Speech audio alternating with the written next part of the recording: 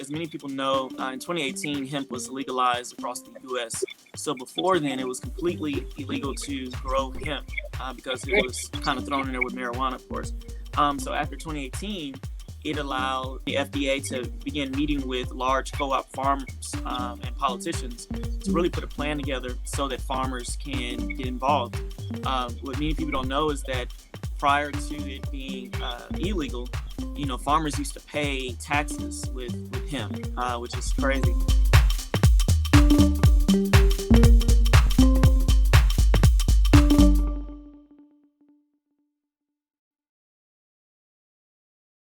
Welcome, everybody. Thank you for joining this morning. I'm really excited to have Steven on. Steven, if you wouldn't mind giving a quick intro about who you are and how people reach out to you, and then we'll share again later on at the end. But yeah, who are you and what do you do? How'd you do this?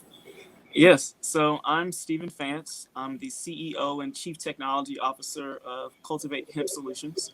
And with Cultiv8, we are a renewable hemp diesel company in which we are a developer of renewable electricity and renewable fuels.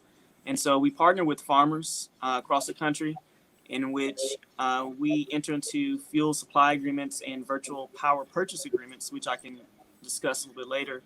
And with hemp, since it has over 50,000 use cases, we use the whole plant.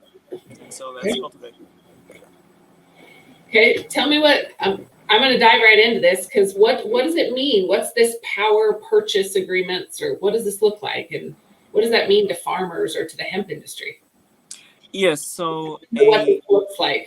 Yeah, definitely. Yeah, so a power purchase agreement is a financial tool or contract, essentially, that says that we as Cultiv8 will generate electricity for large customers such as a corporation like a Google or Apple, data centers, universities, and municipalities. We're doing government contracts as well. And we essentially will, with our solar and wind turbine projects, we're able to push clean green energy onto the grid. And by doing so, we do it ideally in a region where a corporation is located. And by doing so, we essentially pay that corporation every month after they sign an agreement with us and give them a renewable energy credit. So it allows them to reduce their emissions to zero. Okay, so how does this go back straight to hemp? Yes, so with those agreements, we bundle it with our renewable diesel. So we sell renewable electricity and renewable diesel.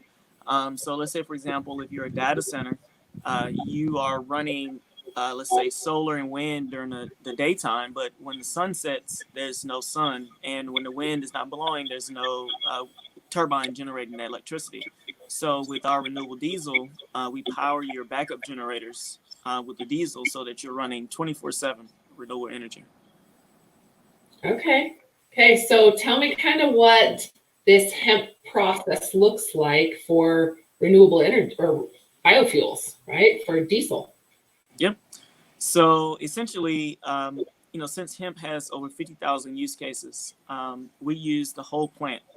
And the process with us is we sign up a farmer or a co-op, essentially, and we make sure that the seed arrives at the co-op. The co-op disperses it to the farmers, and the farmers plant for us. And we focus on fiber and grain.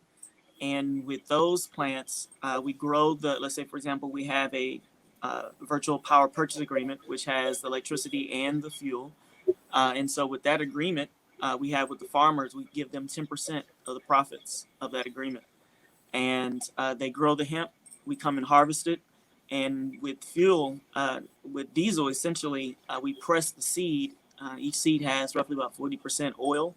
And the oil, we process it into our renewable diesel. And the waste product, so let's say the shell of the seed, we can able to turn into protein powder and other foods, which, these things are sold already in Whole Foods and other grocery stores. Mm-hmm. You can also, with the stalk, we use it to utilizing decorticators within our own supply chain. We strip the stalk, and the fiber, we use it for our hemp textiles, and we make shirts and masks.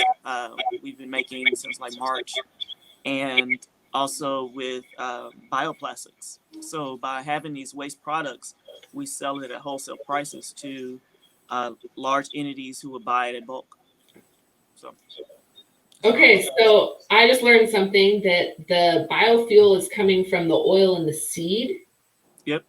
The diesel and the other biomass part of the plant can be used for ethanol, bioethanol. Okay. So when we talk about big markets, what's being missed? How come there's this gap, and why isn't everybody doing this?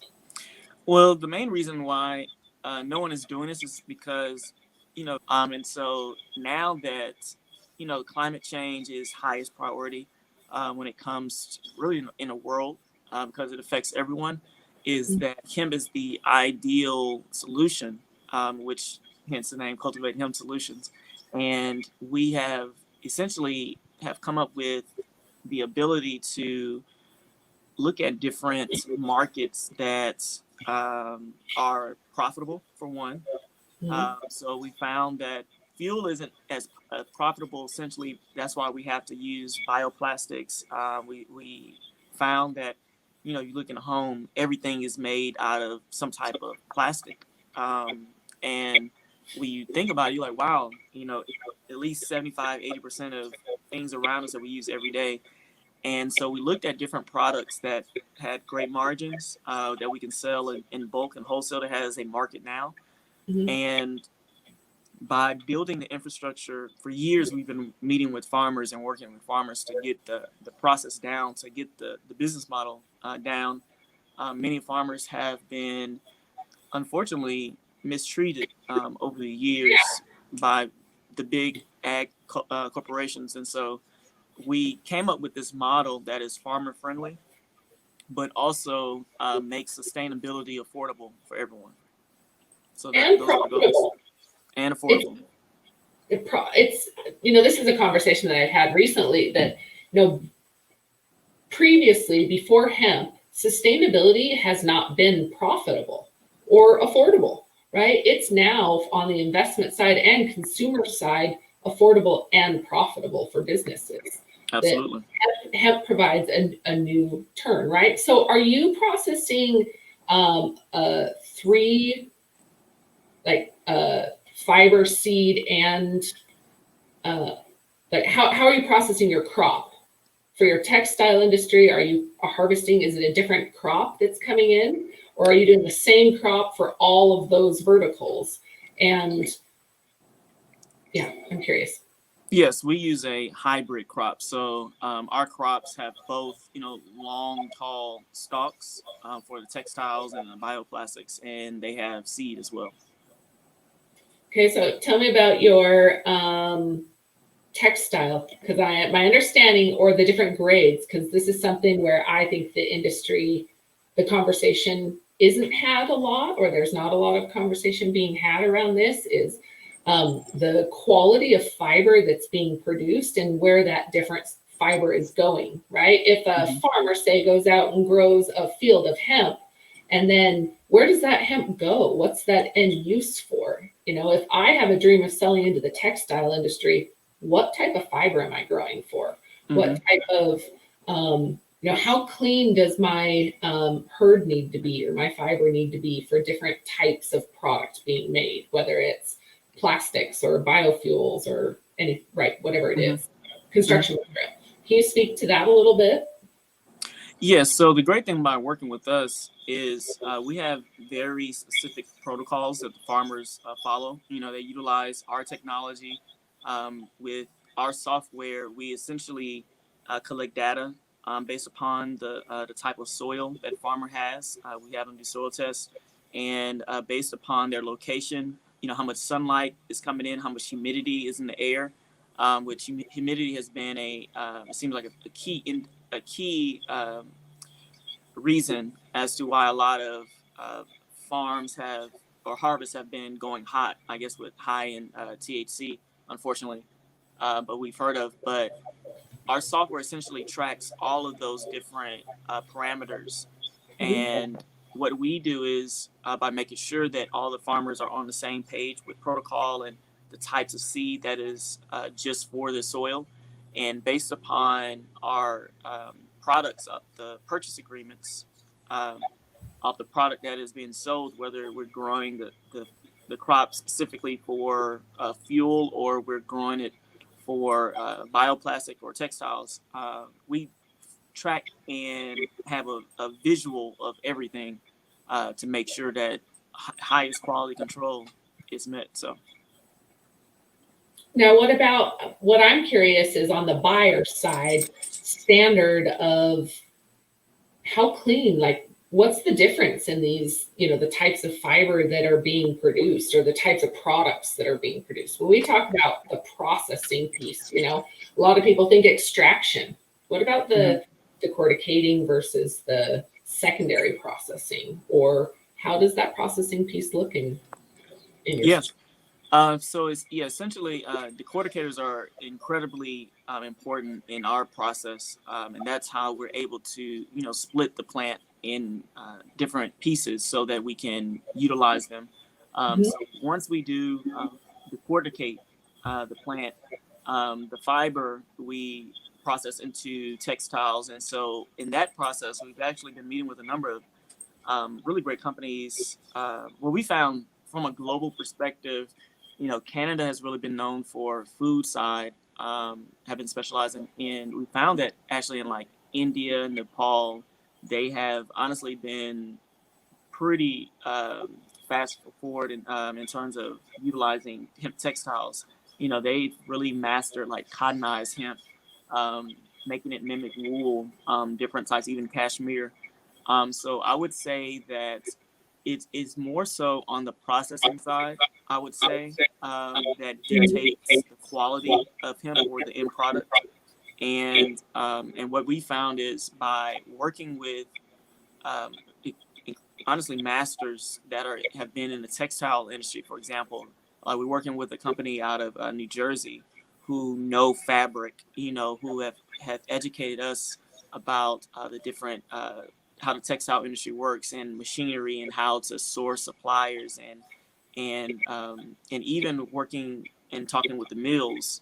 They a lot of these are multi-generationally owned within the textile supply chain, and they will tell you how they actually have like old military uniforms that was made out of hemp back from in the early 1900s. So really the process is that we are looking into the traditional textile industry and reverse engineering them so that hemp textiles and other products can be mastered or produced. So where would you say you're at in this process for the textile industry compared to some of these other industries, right? Because I would say like what I see is production of end user products in the United States is much more dominant in the construction vertical, per se, than the textile vertical. It's just there's different regulations or stipulations still. What's your opinion?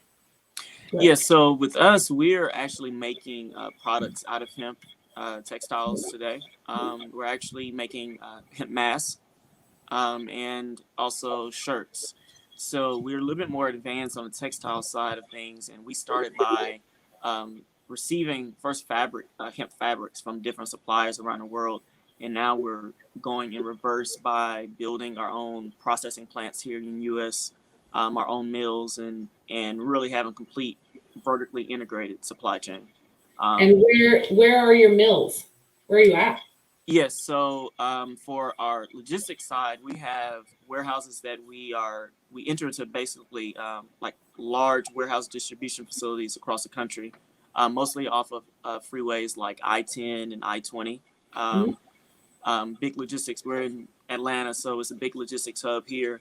There is a mill that we're looking into acquiring out of Louisiana that has the adequate amount of water, and also just the Gulf of Mexico has the infrastructure. And because also we are acquiring a lot of refineries around the Gulf of Mexico, because the oil and gas infrastructure is mostly around the area, it made sense because that's where the water is also.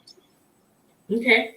So are you looking you're looking to purchase mills, and right now I'm spinning on, what's your volume look like? You're spinning, degumming, the whole process? Yeah, so as of right now, we're outsourcing the hemp fabric from different Okay. from different places. So we're Okay. not making the actual fabric here in the U.S. right now. So we only have the sewing operations going. Okay.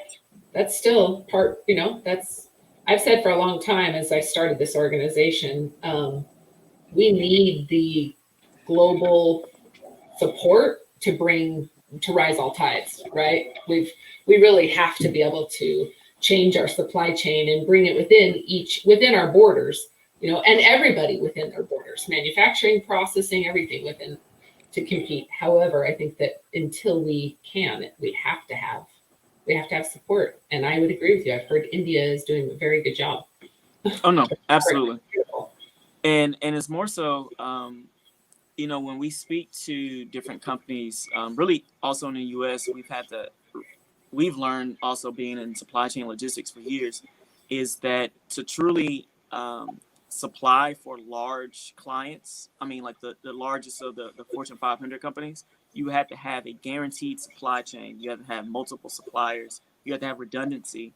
And so what we found to truly tackle sustainability is creating the demand first and then working our way back into the supply.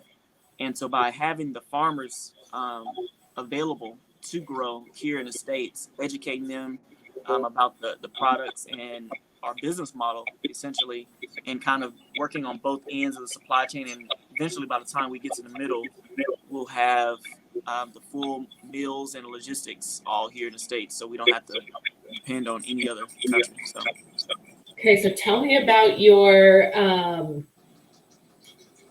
decortication process. You have a facility right now decorticating, or on the mills, on the actual hemp right now? No, we have partners that decorticate on our farmers' behalf. Okay. Can you tell me a little bit about the type of product that you're seeing, or the difference in products? I think it's important. What I'm seeing a lot of is the need for consistency is not being met, especially on large scale for textiles.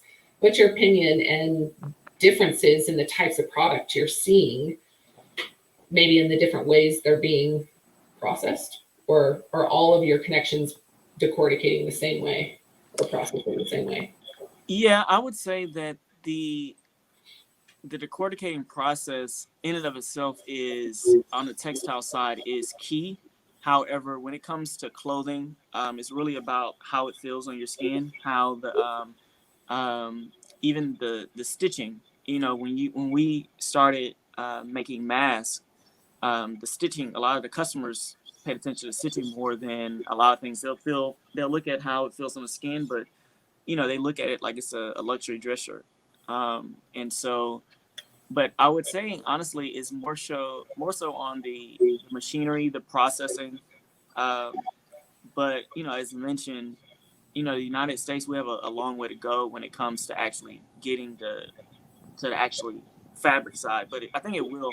We've been working with some great farmers out of Texas that have the operations and logistics to actually make this happen. So, what my understanding, and I'm not an expert by any means, but that there is in other countries, there are certain chemicals that are allowed to be used to cottonize the fiber that may not be able to be used here in the United States.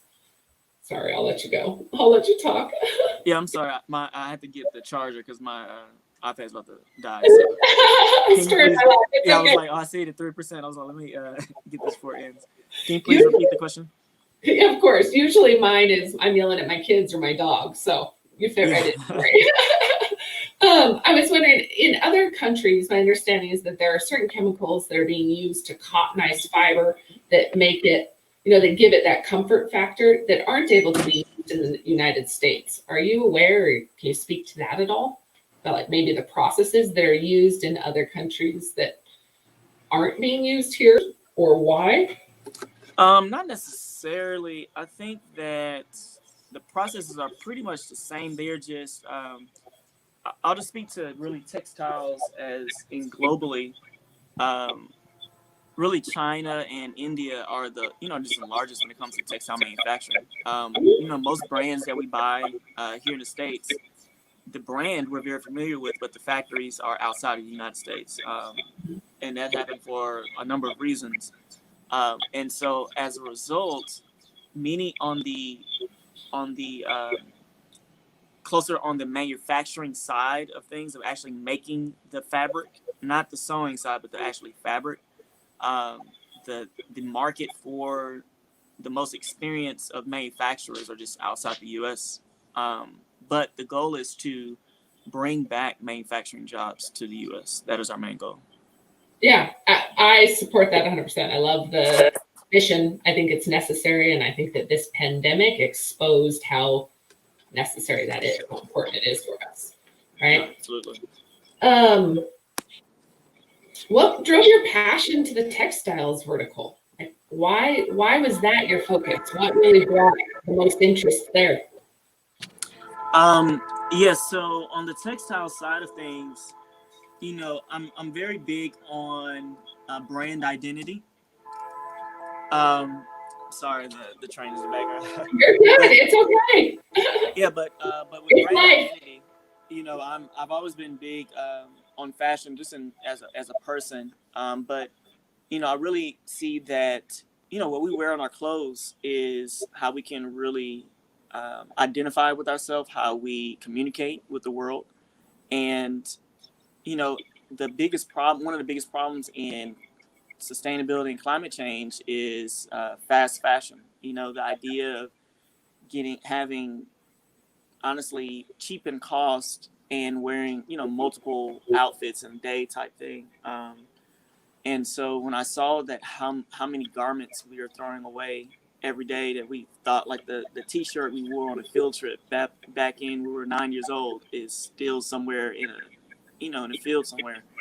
And so that really hit home because I have to take responsibility myself as well, be accountable that I've contributed to that.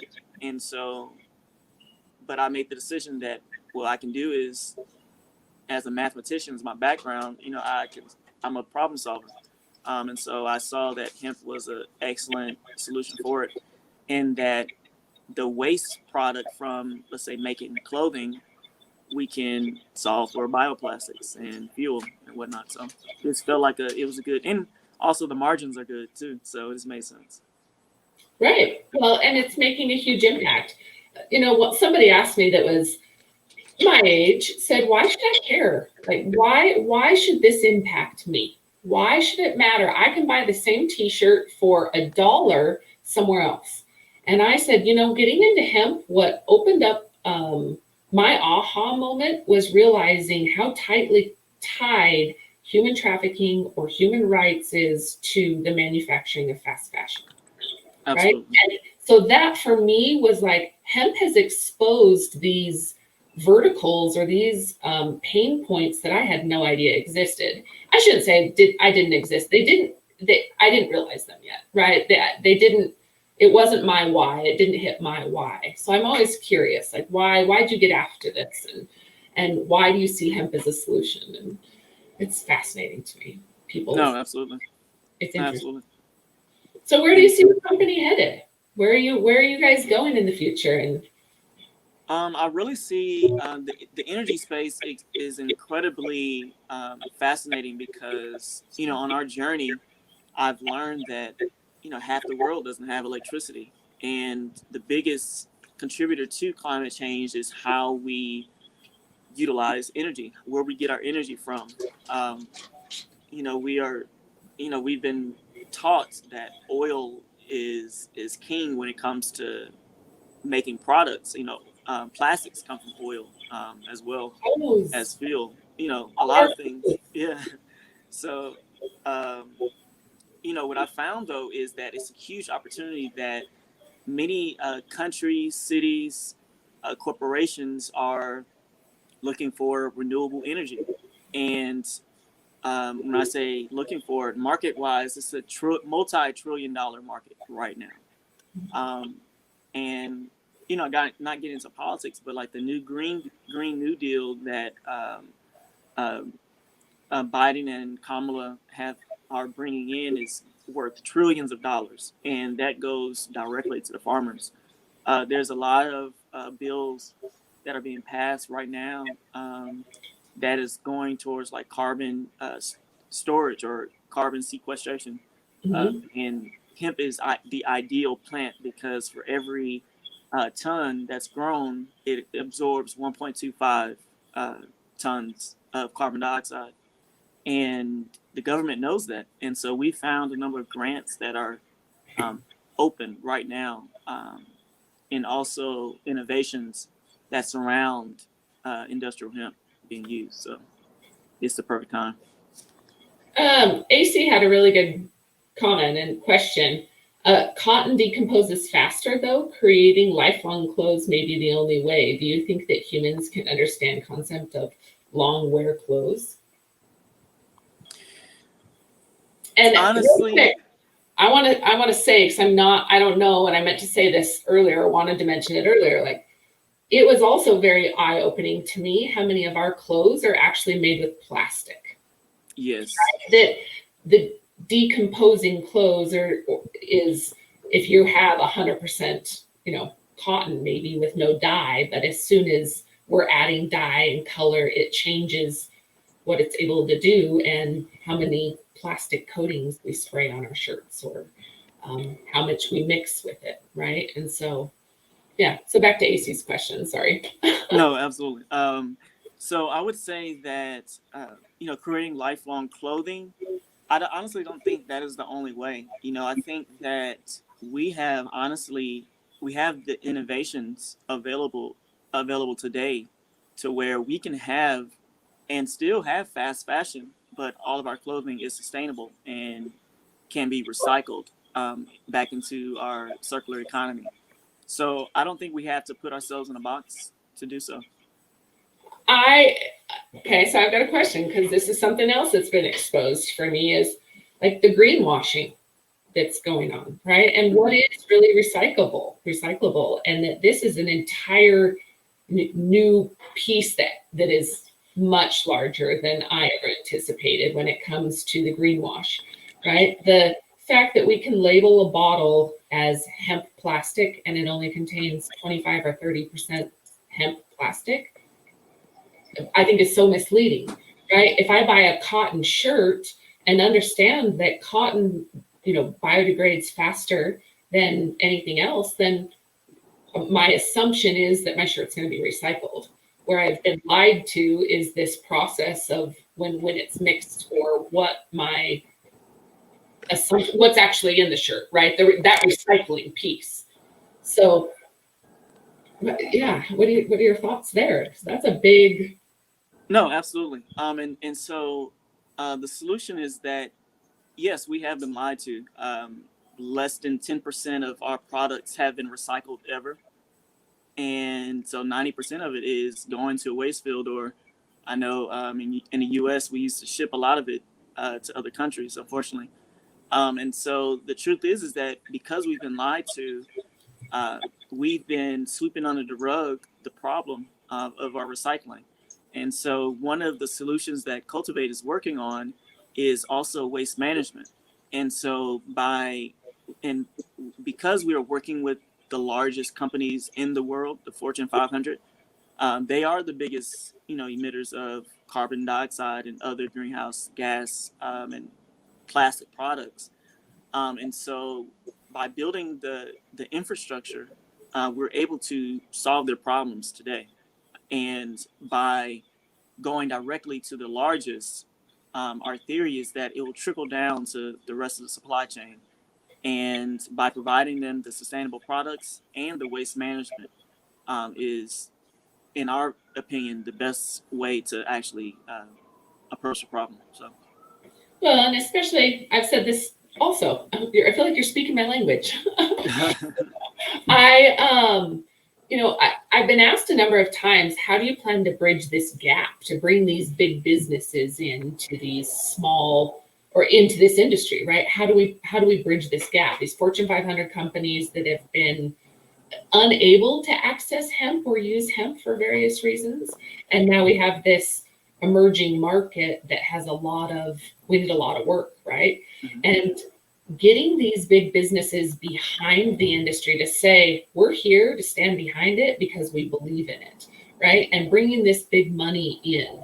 What are some of those companies that you say these big companies, names or not, what are they specifically doing in the industry? What's their opinion of the hemp industry, and how come we don't see more big businesses on our side on this movement? Yes. I would say, honestly, education. Many companies, unfortunately, because of politics of the plant being illegal, we've been brainwashed into believing that hemp marijuana is bad. And truth is it's an amazing plant. And the only way forward in which we've had success is, we've been lecturing at different universities. We've been holding webinars recently, like on off LinkedIn, and educating companies, the decision makers, on how hemp can not only make their company sustainable, but can save them money on their bottom line. And what does that look like? What are some of those companies asking? What are questions that they have? Where are their reservations? What I know about hemp, and obviously what I'm doing, is out loud and proud saying, hey, everybody should be using hemp for everything, right? Mm-hmm. Why aren't they? What are their reservations? Honestly, many corporations, I found, my background, as a systems architect, I've done consulting work for a number of Fortune 500 companies. And what I found is that they're so big that they've made so many acquisitions over the years that a lot of their systems are duct taped. And when you have a large corporation that's moving, and you can only make big decisions when your board of directors meet 3 times a year, and climate change has also been swept under the rug for so long that it's kind of like you've been pushing back a chore for so long, and now it's here. You can't hide from it. And so the only way forward is to truly invest in a generation that is educated on sustainability. Mm-hmm. It's been taught more so in the last 10 to 15 years in schools about sustainability, more than it has in the last 30 or 40 years. And so the tides are changing. And so investment and innovation is the key. Well, I think giving it to our kids, it's going to change the world. They're going to do wonderful things with it, right? They're the most impacted by everything that the older generations have done with the fossil fuels and plastics and pollutions. And David brought up, again, the need for hemp refineries that can utilize the biomass from the plant, seed extraction, CBD extract, seed, flower, fiber, all of it, right? And that's what we were talking about in the beginning, is having a whole processing or a whole plant processing facility, right? Yep, absolutely. So where do you see the biggest need for government coming in? What do they need that we can really step in and support and help? Yes, so honestly, I would say from government side of things, passing legislation so that so that hemp farmers and suppliers, everyone in the supply chain, can open up bank accounts. That is a huge obstacle, which we found ourselves. And so we've had to, actually find, certain financial relationships to make that happen. And so banks are coming along, and it's more so you have to build those relationships. But I would honestly say that if government can get that passed along, and hopefully the new White House leadership that's coming in can be a catalyst for that. But I think that's highest priority. And then also to insurance companies as well. Insurance companies are charging hemp companies up to like 3 times more than regular policies for businesses. And I think we start there. That'll do a huge justice to us. So. Okay, so a couple of things AC said real quick. Unless we repurpose ag farms, do you feel that hemp is sustainable if big businesses just build more farms from scratch? I am going to say no. I think that this is an opportunity, or I'd like to hope that this is an opportunity for our farms to take advantage of a new crop that is more profitable and get them off of so much government assistance, with a regenerative crop, a crop that they can rotate and use on a regular basis. What's your opinion? No, absolutely. We don't have to have farmers make a choice between one crop or another. It's an excellent rotation crop. What we found with farmers who use it as a rotation crop is because hemp cleans the soil, it actually made the other crops increase in yield. So we can use both. I agree. I just don't think, as far as sustainability, I mean, like she said, there's a lot of people coming in and, building new farms. I think where, when I asked earlier, kind of like, what does the government need from us, and what do farmers? I think that there's a gap in education, or I feel this heavy weight to educate or help educate farmers in some of the opportunity. And I think it's even not so much education yet as it is, we have to have a place for them to sell and bring their harvest to, right? Where are they going to bring their hemp if we don't have the processing facilities in volume? And then that goes back to them understanding what kind of crop they're growing and what are they growing for on a big scale.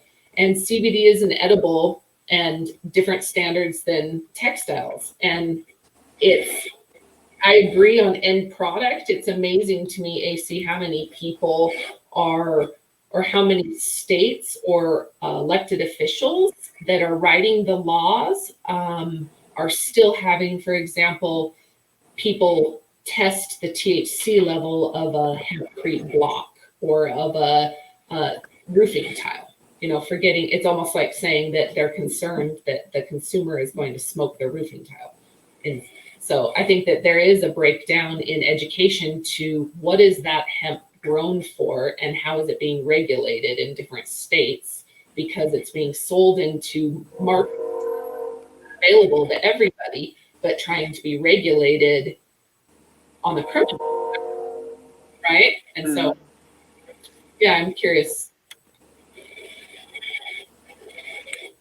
Yeah. So, honestly, it's, again, going back to, education, it's really educating everyone in the supply chain, and also with customers, going from the large corporations, and then even to, as mentioned, a lot of the government agencies are opening up to utilizing hemp on the fabric side, textile side, and even for carbon storage and whatnot. And so as we educate more, utilizing social media is really good. LinkedIn has been really excellent with allowing hemp to be broadcasted, and not so much some of the other social media platforms, but as the more we talk about it, the more we normalize it. We've seen a lot of progress, honestly, over the last few years. Oh yeah, absolutely. And I think it still continues. When do you think, what's your projection for when it will be a mainstream product and item? How many years? I would say mainstream, I would say on the plastic side, I think it can be maybe in the next 2 to 3 years.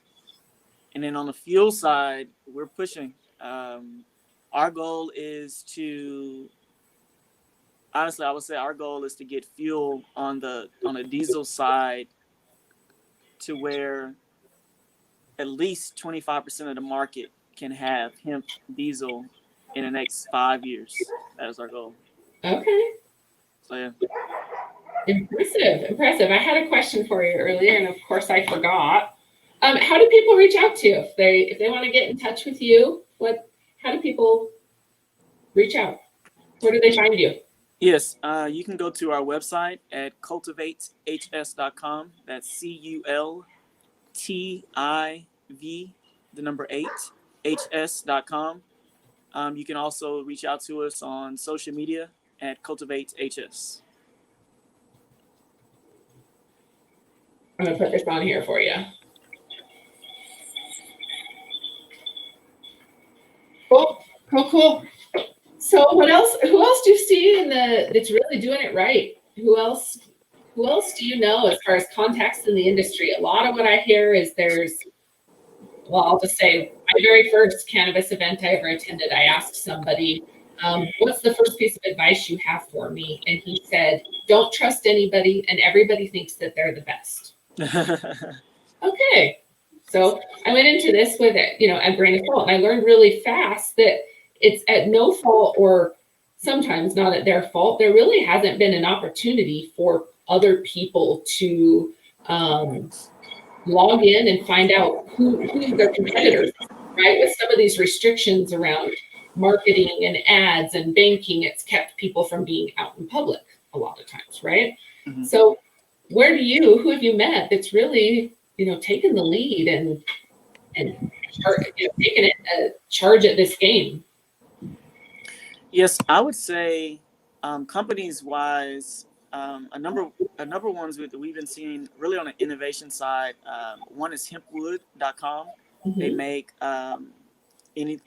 hemp hardwood and particle boards. Also a company, Zero Gravity, we're working with. They're kind of like a fertilizer company in which they been working with farmers to increase the yield of hemp. They doing some really great things. A couple other ones. I do like the company that made. There's some folks that made some hemp plastic. Can't remember the top of my head, but there are a lot of great companies I've seen. HPS. They are a hemp seed cultivar out of Canada. I think there's some really great companies out of. Let me think. Jeez, I have a list of companies, but okay. What about companies that are servicing the industry, right? What I have found is there's been a lot of big sustainable companies like Lego, for example, that they're coming out and saying, "Hey, we're going to start we're concerned about sustainability, and we're going to start paying attention to hemp, using hemp plastics," right? Who else do you see that's coming into this industry that's really leading the charge? Levi has been in the industry for quite some time with their jeans. Right. So Levi, I see Nike. What's the company? Patagonia, I believe that's how you said the name. Lego, I did hear some things about them utilizing possibly hemp plastic, as you mentioned. And there are some companies I'm hearing that are looking into hemp batteries, hemp capacitors that have been echoes or rumors more so, but we'll see. But those are some of the companies top of my head. I think Converse possibly. Don't quote me on that. I think the textile and fashion industry, we're paying attention, right? The manufacturing, the amount of imported textiles is real for the U.S. And I think that there's a lot of big companies, like you said, that are paying attention to the sustainability of the workforce that's involved in the production. AC asked another really good question, and this is something that I've been wanting to talk about for a long time, is the toxins in the biomass after it's, when it's grown next to a field that obviously is radioactive, or next to an oil refinery and the soil has toxins in it. Because the soil remediates, or because the plant remediates the soil, what happens to those toxins? And have we found a method to completely remediate biomass in excess to complete safety? Yes, so we haven't done any remediation projects as of today. So I don't have the exact scientific data on how much toxins are left into hemp, but from my understanding is that because you are utilizing a circular economy, you're either able to either burn those toxins or the plant is able to utilize it for energy. So I would say that I definitely wouldn't grow hemp on a radioactive field and then try to sell hemp seeds with it. I mean, I wouldn't do anything like that. So, but yeah, I'm not. I'm just curious because, like you said, once that's soaked up, like it's still there. It's not like it goes away, right? And so being able to, I mean, that's that piece of education that is missed, right? We're very pro, and there's all these benefits, but understanding that with those benefits comes some awareness, and I think that goes back to the CBD market also, in understanding that when I'm growing plant on raw soil, what's in there, and unless I'm testing for metals and pesticides and whatever may be in that dirt, it's now in whatever formula I'm consuming potentially. And so same thing back to using it on an industrial scale for remediation. Yes, absolutely. I would say that one use case can be, using it as a bioplastic or using it in the construction industry. Hempcrete or hemp walls. Since hemp does absorb carbon dioxide, that probably might be the best use case for it if you're going to use it in remediation. Just top of my head. So when we talk about carbon footprint, can you speak to the carbon footprint a little bit that hemp has, like the benefit that hemp has for carbon? Yes. So for every ton of hemp that's grown, it absorbs 1.25 tons of carbon dioxide, and so as a result, it absorbs and as can be seen as negative carbon utilization. So it reduces carbon footprints.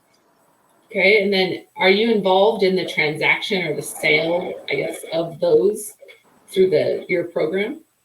The transaction of what? I'm sorry? A carbon footprint, like to sell your carbon credits? Yes. So for the renewable electricity for our projects, yes, we will provide that for our customers who sign the power purchase agreements for renewable energy credits. And about what is that credit per acre? I mean, on average, what does that look? What does that even look like? As farmers are interested and hear that the value and that there is carbon credit involved with growing hemp, what does that typically look like? Yes, I believe, and I have to double check. I don't have it top of my head, but I believe that there's multiple programs of credits for growing any type of plant or crop that absorb carbon dioxide. But I believe that most recently I've heard it's about $20 per ton, and for every acre it grows about 10 tons per acre, so roughly about $200 per acre. Per acre. Dang. And those are credits that we've seen, but I think that even in the coming year or two, that even more credits are going to be available. But we'll have to get legal involved to really put all that type of information together. Sure. Yeah, I'd be really interested in what that looks like and as a benefit to our farmers. Now, if somebody wants to participate in a program like that, how do they get involved with selling carbon credits? Can they go, if I have a farm and I'm not growing your seed, can I sell through your platform, or are there other platforms to broker carbon credits?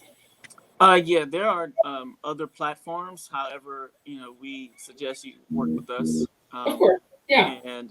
And we have the legal team and the financial team to walk you through that process. Awesome. Okay. And that's so as an outside farmer that is growing my own seed, I can still partake in that. Partake in the credits? Yeah, in that program to sell on the energy side. No, if working with us, we will supply you the seed. But if you supply your own seed, you'll have to take your own pathway for your credits. Okay, that's what I was curious. Okay, so then how many acres are you looking to grow for production? Like how partners could say, hey, I want to take your seed, and what's the cost, I guess, to get involved? Yeah, for our co-op farmer program, the minimum acreage is required is 25 acres. And we provide everything from the seed, the fertilizer, and we also provide the training for the farmers to grow hemp. And so there's zero out of pocket for the farmers. Okay. And then they obviously cultivate it and take care of it throughout the year, right? And then you'll come and harvest it. When you're harvesting, are you harvesting wet harvest? How are you decorticating? Is it being baled or processed in field from there? Yes. So the farmers would bale it, and then we would come and pick up the bales. Okay, so they would actually have to have the equipment. What type of equipment's needed to harvest hemp? And how big is yours growing typically? And what areas are you targeting? Yes, most farmers who, especially farmers who are familiar with growing wheat, have all the equipment that's necessary to harvest hemp. And many of the farmers like we've been working with a lot of out of Montana, for example, they have massive amount of acres. They have typically all the equipment that's necessary. And if they don't, we have the working with the co-ops and their operators. We'll make sure that they have the machinery that's necessary. Okay, interesting. All right, and then you pick it up. It's baled or shipped to you, I assume, and then you're harvesting it. Yep, our logistics partners come and pick it up, and we take it and harvest it, decorticate it, and process it into our end products, so the fuel, the bioplastics, and to the textiles. AC has a great question. What type of testing has your seed been through? And what does that look like? What type of testing is usually done? Yeah, so we're working with a company called HPS out of Canada. And so they are our partners and cultivar partners. And so we're working with them. And in terms of testing, depending on where you're growing hemp, you'll have to reference that state. So usually the county would have that information for you. But what kind of testing has your seed been through? Do you know? When you ask, I guess, what type of testing there's all types of tests. So yeah, AC, I don't know if you know, but I guess for you, what type of testing is typically done on seeds that you're aware of? Yeah, so typically for us, because we are looking for mostly yield, and then also we make sure that all of our seed and cultivar is organic as well. So we make sure that in terms of with pH levels, that with harvesting, we control also and measure temperature. So one of the great things is that, since THC has been a huge issue in harvesting, we try to make sure that humidity is as low as possible. But we do leave most of the seed side of things to our partners, HPS. Gotcha. Okay. Well, I'd be interested. I'd love to talk more about this. I think that the seeds piece is something that comes up more and more for me, especially when it comes to certified seeds. And it goes back to like the certified organic, what do those certifications mean, or what type of testing has been done? What areas has it grown well in? I'm curious. It's something that comes up a lot in the US, and I find just like in the textile industry, there are other areas of our globe that are much more advanced in understanding genetics and seeds and cultivation.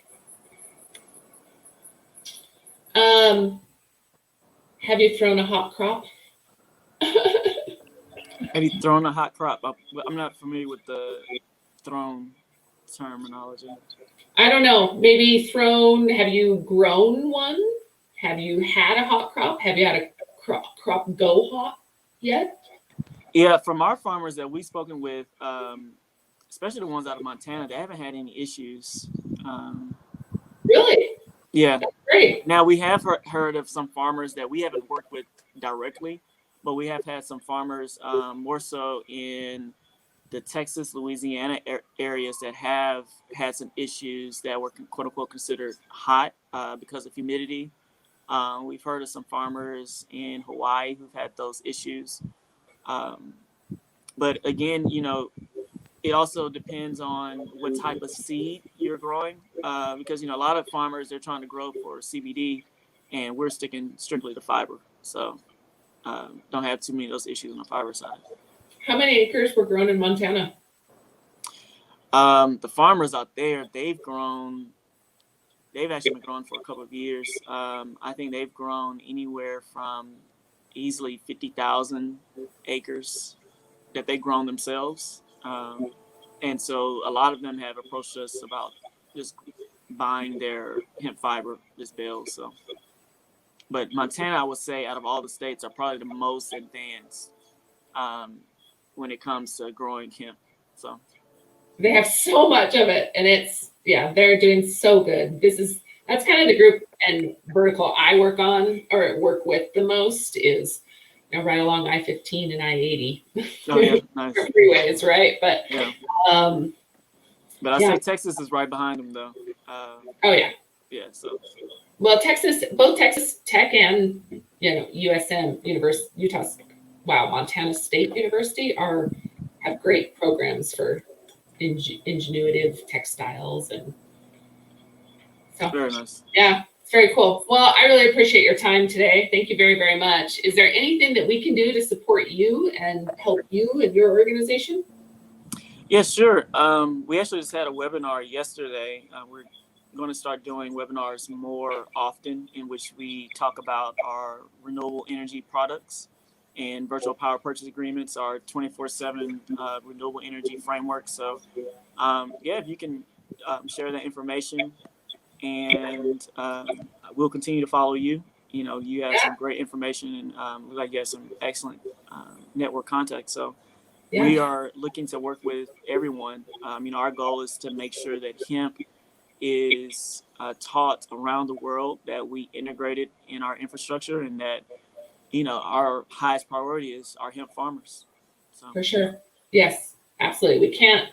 We can't forget it, right? Back to our rural areas. So tell me real quick, when we talk biofuels, how close are we to producing on bulk scale for the United States or for the globe? Yes, we should be supplying commercially in September of this year. Incredible. Well, I would love to dive into that more. I think that's where we need to be paying attention, and our proteins, our food supply. And so that's, like you said, where our governments are putting the money behind. They recognize the need for the public-private partnerships, and universities are really coming on to research. So I'm excited to have this relationship. Thank you very much, Steven. I'd love to have you join us for our meeting. We have a meeting next week. That's a monthly meeting. It's on Tuesday or Wednesday. I'll add the link in here to register, but I'd love to have you sign up. I'll send you some info. It's just a quick networking group. We get between 40 and 50 people, and then we break off into small little groups, but just gives you an opportunity to meet other leaders in the industry doing cool things. Okay, great. Yeah, I love it. Cool. Other than that, thank you very much, you guys, for joining. We'll talk soon. Thank you. Okay. See ya.